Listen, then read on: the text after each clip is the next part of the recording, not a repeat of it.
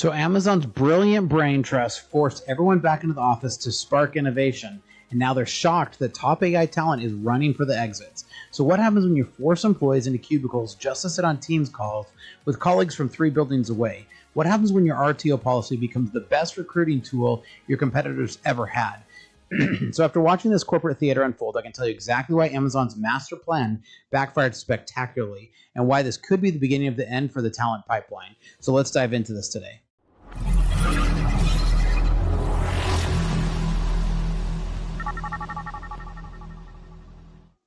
Welcome to Startup Hack. I'm Spencer, and here at Startup Hack, we love to train software developers and build custom software solutions for companies. With over a decade of executive leadership as a fractional CTO and 25 years in software development, I've mastered transforming tech teams and products. So Amazon's return to office mandate was supposed to be their innovation catalyst, right? Instead, it became their biggest talent repellent.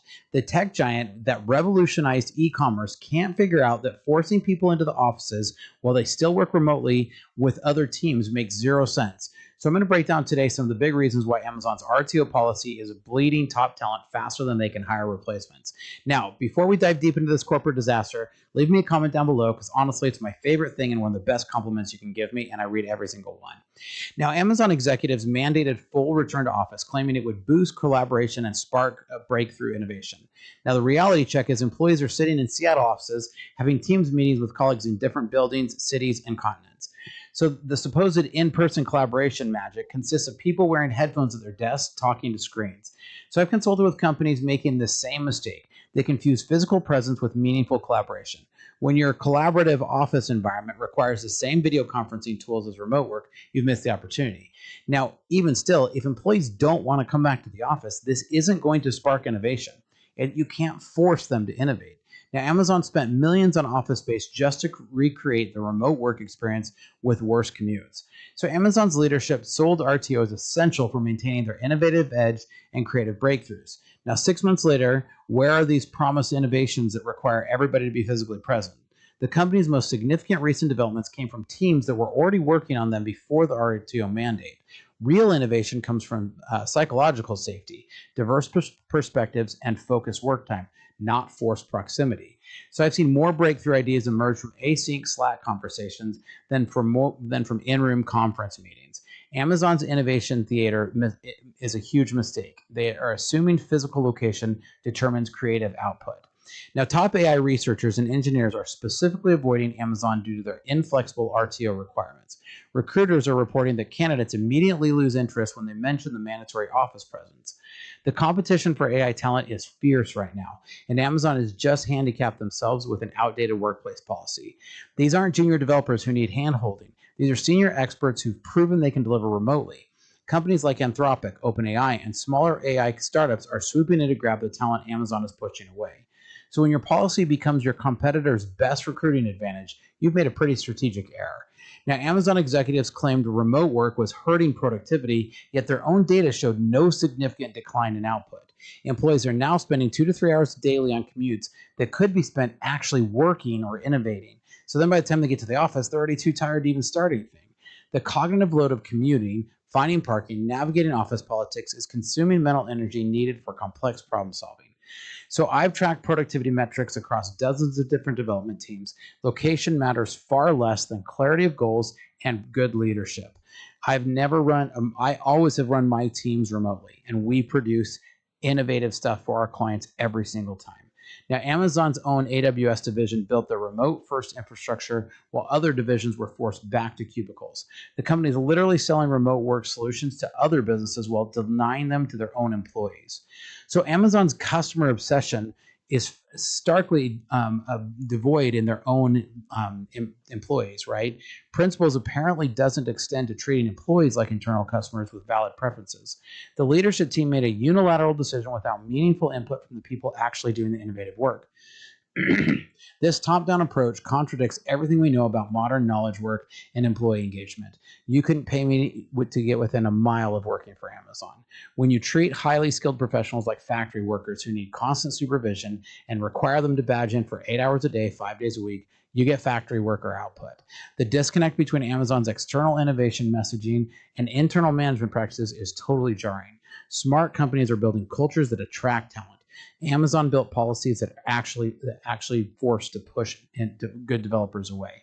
Now, if your company has systems that aren't connected, make sure you reach out to us, because here at Starter Pack, our specialty is connecting systems so your company can work to maximum efficiency.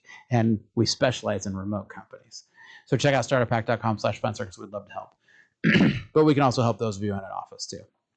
Our innovation works regardless, and that's one of the advantages. No matter where you are, we can come to you virtually. So now, while Amazon mandates office presence, competitors are building distributed teams with access to global talent pools. The best AI researchers aren't all conveniently located within commuting distance of Seattle or Arlington.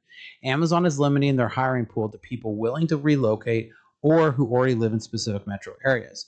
So my experience building distributed teams shows you get better diversity of thought when you're not geographically constrained. Startups with flexible work policies are outmaneuvering Amazon for the same talent with lower salaries but better quality of life. Now, I get it. If you want to work for Amazon, more power to you. They're going to pay, they pay quite a bit, but you couldn't pay me enough to get there. I don't want to just go work in a factory shop like that. Startups with flexible work policies are outmaneuvering Amazon, and they are beating them at the game. In the war for AI talent, Amazon just voluntarily surrendered their biggest weapon, flexibility and work-life balance. Now, the RTO mandate conveniently protects middle managers who built their careers on physical oversight rather than actually being good leaders.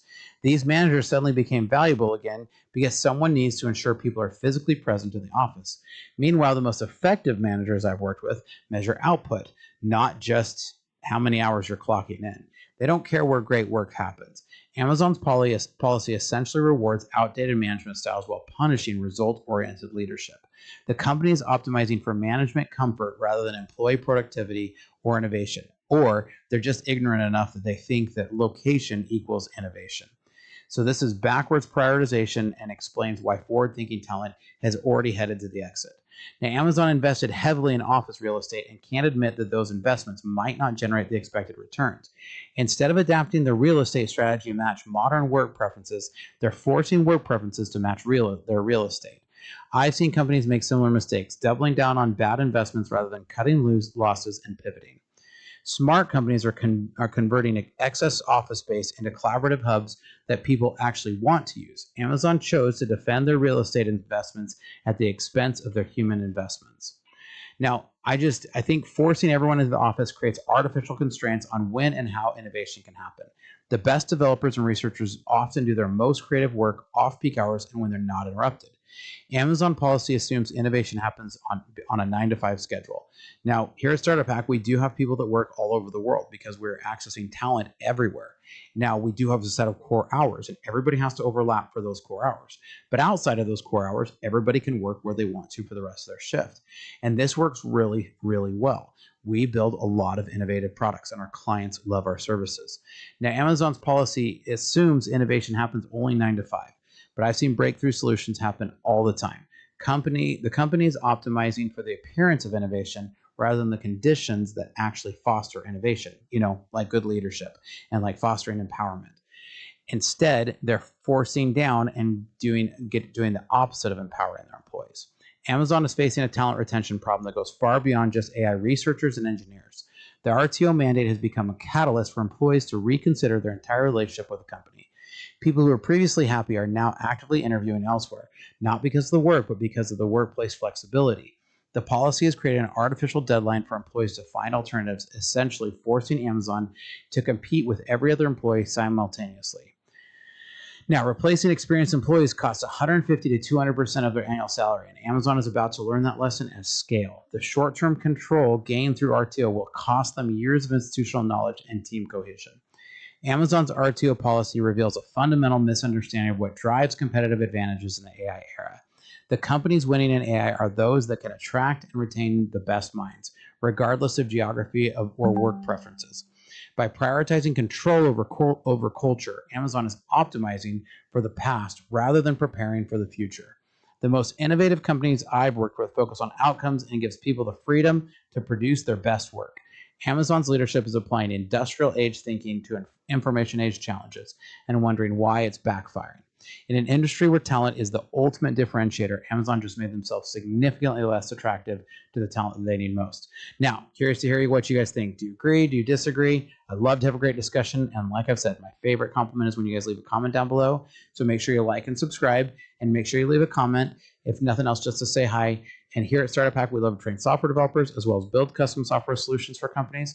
So reach out because we'd love to help. Check out startuphack.com/Spencer, and here's some information about our services. Hi, I'm Spencer, a fractional CTO. With over a decade of executive leadership and 25 years in software development, I've transformed technology teams and products for businesses just like yours. As your fractional CTO, you get the strategic guidance of a seasoned technology executive without the full-time commitment. Perfect for companies ready to leverage cutting-edge technology without expanding headcount. My team at Startup Hack has already built advanced AI agents for small and medium businesses, automating complex workflows and delivering advanced ROI to human workflows. We specialize in creating custom software that connects your systems into a single coherent technology ecosystem. Our development approach focuses on tangible business outcomes. For one client, we developed AI-powered workflows that cut days off of human processes. For another company, by connecting multiple systems, we reduced processing time to increase their ROI by over 75%. We don't just write code, we architect solutions that scale. Whether you need cloud system architecture, data integration between legacy systems, or custom AI agents that automate your unique business processes, my team delivers results that exceed your expectations. Having led technology for a lot of companies and launched 7 successful brands of my own, I bring battle-tested expertise to your business challenges. Our specialty is turning technological complexity into business advantage. So if you're ready to harness the power of AI and custom software to drive your business forward, let's connect. Together, we'll build technology that doesn't just solve today's problems, it positions you for tomorrow's opportunities. Technology leadership,